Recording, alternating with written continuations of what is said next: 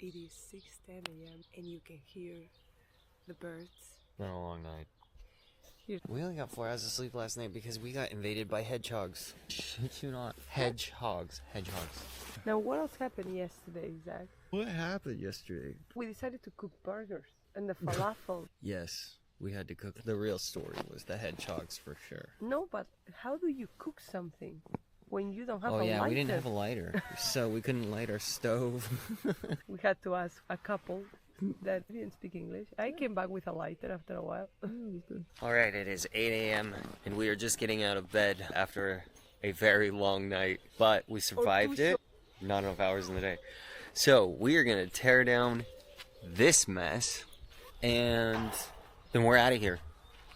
It is day 2 on our road trip from Barcelona across Europe, and we are just leaving our campsite right now. Morris is packed up and we are out of here after a very eventful night with hedgehogs. We had a surprise visit with hedgehogs, so it was fun. But we are on our way to Valence and we are super excited to get back on the road and explore another city. So let's do it. We are in the process of exiting the campsite and someone can't find the car keys. Okay, they're somewhere in the car. Luckily we have a spare, but they're somewhere in here. Here comes the robbery.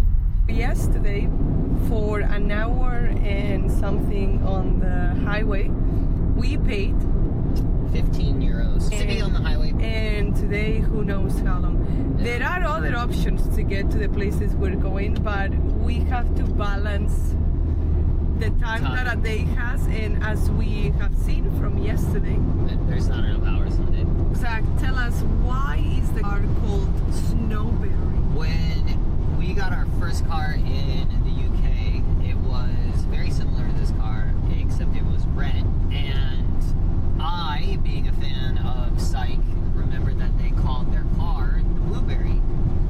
And so I thought, this could be Cranberry. And so we named it Cranberry. Ever since then, all our vehicles have some type of berry in it. We had a rental car in Ireland that was blackberry. Now we have snowberry. That white car. In France, they have 2 types of campgrounds. One is municipal, so the government runs it, and then there is another where they're private.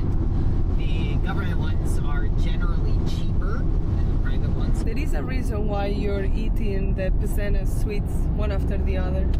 And the morros my grandma gave us, yes. The pork cracklings my grandma gave us. And if I am not wrong, this is advice from your grandma. Yes, my grandma would either chew gum or eat sunflower seeds, and then that's what helps you stay awake. In the tolls.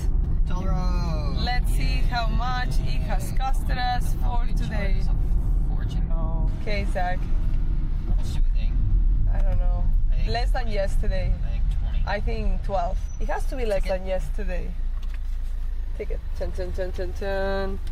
Ticket 23.70. Oh my gosh! We're paying more for that toll than we are For that's sleeping. The same for the price as the campsite. Wow! It's wild. Wow. Okay, maybe tomorrow we're gonna take the no tolls route. So we got here and they are not open for another hour. Well, reception isn't anyway. I guess the French do siesta. What are we gonna do in the car for So what are we an gonna hour? do for an hour? We're gonna sit in the car and take a nap. That is what we're gonna do. It's only 19 euros, Really? which is way better. Yeah, 19 euros. And right in there. Cool. Chicos, let's go. So after a cozy nap, we have found our new camp. So we're not sure if we got electricity or not, but we can always try and see. If not, we can go ask. We're gonna set up camp and then hit the city. Park is really popular because there's a lot of people. There is a kiosk called the Kiosk of the Lovers of Paynet because in one of Paynet's drawings, this kiosk appeared with obviously 2 lovers. So let's see if we can find it. We found a World War II monument. It's pretty cool. From what we've read online, there was a lot of resistance over here. This is part of a fun We have fact. another fun fact. So Valence is also known as the door to southern France because if you are traveling down south through France. When you get to Valence is when it starts feeling very Mediterranean, which will be interesting to see what happens now that we are going north, because it's felt very similar to Spain so far. I also found that it's known as the door to the Alps. So as the wise travelers from France, we believe that this kiosk behind me, this kind of gazebo type deal, is during World War II, there was a lot of resistance in Valence against the Nazis. And when it was occupied, the Allies actually had bombed the majority of the city, leveling it. It's tricky to find some older buildings now because we blew them all up. But there should be some older areas that we are in that should still be around. So hopefully we can find those. Behind us, you can see a cathedral, and in this cathedral, Napoleon Bonaparte himself attended Mass, which is pretty cool. And another fun fact is that from what we've read, the heart of a pope is within a monument here. The actual heart of a dead pope is somewhere enshrined in this. And we have just found that Valence is part of the Camino de Santiago. Here we have the typical shell and Valence Camino de Compostela. Now I wonder if we can find more shells and arrows across the city. We have arrived to La Maison de Tête. I'm not sure if I pronounced that properly, but is this building, one of the historic buildings of this place. Look at this sign telling you collect your poop. If you move this, it gives you a poop bag. Isn't that cool? Next stop, we need to try a specific pate again. The other thing wasn't really pate, I don't It's know. not a specific from Valence, but from somewhere really close to Valence. And There's also something else that they've recommended to try. That is Tom cheese or some cheese. Tom cheese. I think it's Yeah. Tom cheese. Yeah. I know a lot of Toms. I don't know a lot of Tom cheeses, though. None of them are cheese. But this place is totally empty. All the shops are closed. Morris thinks it's the best thing ever. So, we have found what is called Seuss. a Seuss. Swiss. A Dr. Seuss.